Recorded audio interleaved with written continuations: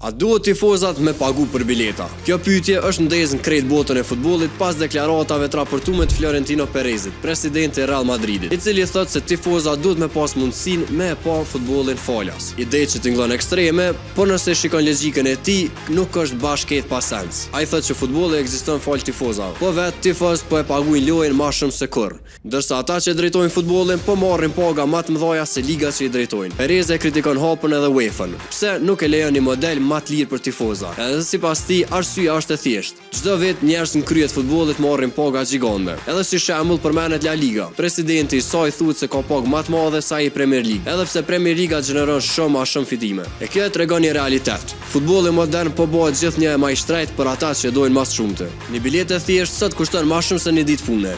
Abonime televizive rritën çdo ditë, e nëse s'ke para rrezikon mos me pas ekipin tënd. E kjo e godet zemrën e sportit, se futbolli ka qenë gjithmonë sport i popullit e jo i elitës. Në teori futbolli falas do ta kthente emocionin te masa. Në praktik kjo prek interesat e atyre që i fitojnë milionat.